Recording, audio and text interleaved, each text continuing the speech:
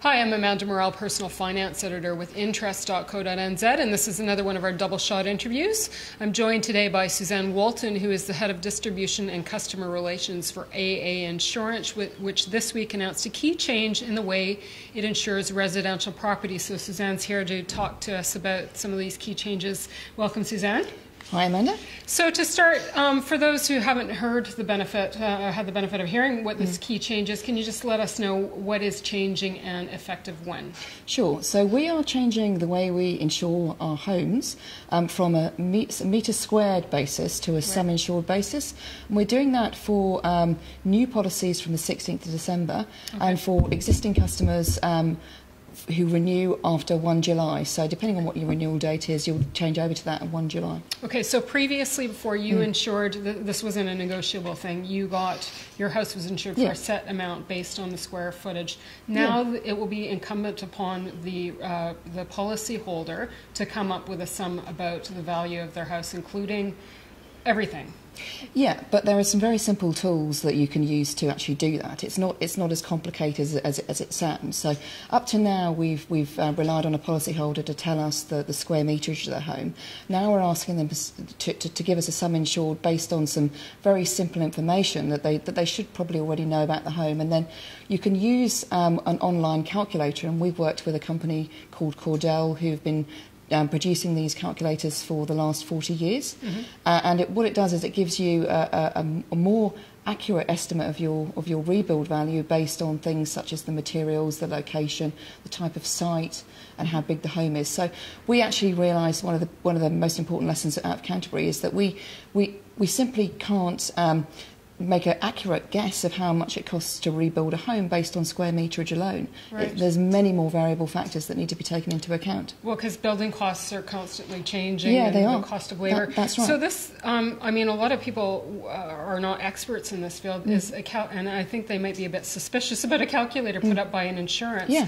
So is it possible to bring in another expert, or is this something that you would dispute, or how? No. You can absolutely bring your own expert in if you want to. We're all homeowners too, and I've put my own house through the Morrall calculator, and it's come out with a figure which looks reasonable to me. Right. But if there are specific features that your house has got that you feel aren't adequately reflected in that Morrall calculator, then by all means you can get your own valuer or builder or quantity surveyor to do that. But features from tennis courts through to spa pools, through to what material your roof's made of, are all taken account of in that tool. Right. So what the benefit, I guess, it makes it a bit easier for you, and it will speed up the claims process as well.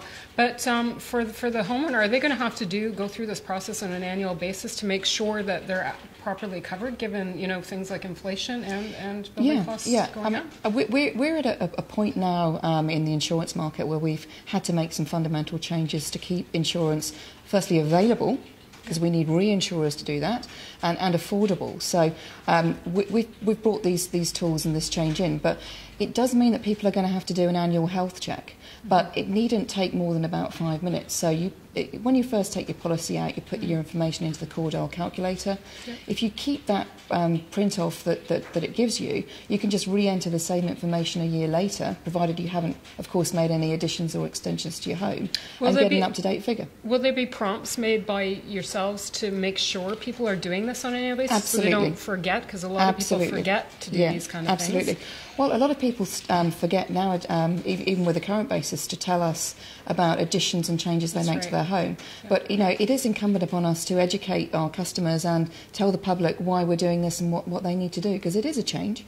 So what's driving this change in the modelling system for AA Insurance? Two things. Firstly, another big learning from the events in Canterbury is that a lot of people want an opportunity to get on with their lives as soon as possible.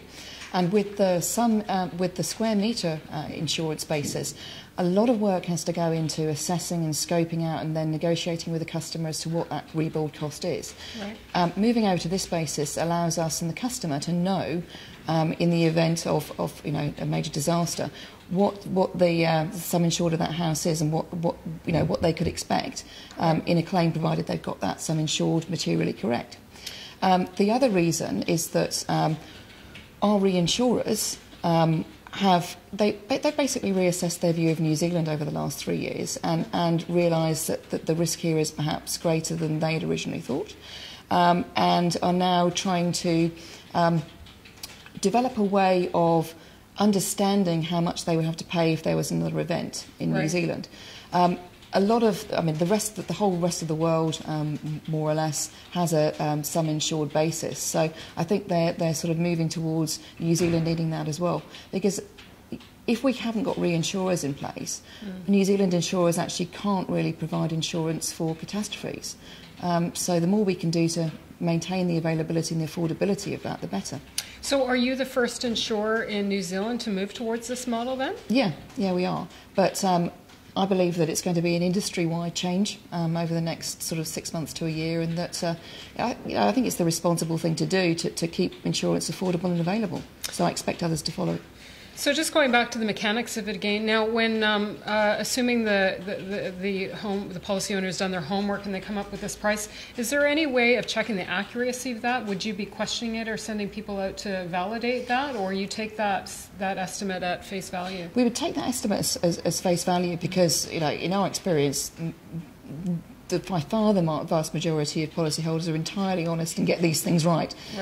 We do have one or two little sort of guides that we would use. We'd say, is that a reasonable cost per square metre for a house? So if somebody had a cost of, $6,000 per square metre, we might ask them some more questions. But for the vast majority of people, they can give us a sum insured, and provided they've done it in good faith, would accept that number. Okay. Is there any other tips or suggestions you would have for policy owners when they go through this process, either to make it less intimidating or to make sure they get it right?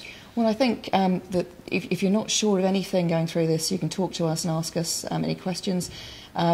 We would strongly advise people to read their policy thoroughly and ensure that they are absolutely clear about what is covered and what is not. But at the end of the day, this is something that should be seamless for most people. Okay, and just a reminder for existing policyholders, the change is going to take effect in July? Is that correct? From your first renewal after 1 July. And for any new policyholders coming in through AA Insurance, this change will take effect this month? 16th of December. All right, excellent. Suzanne Wolton, thank you very much for joining us. I'm Amanda Morrall, Personal Finance Editor with Interest.co.nz, and Suzanne Wolton is Head of the Distribution and Customer Relations for AA Insurance.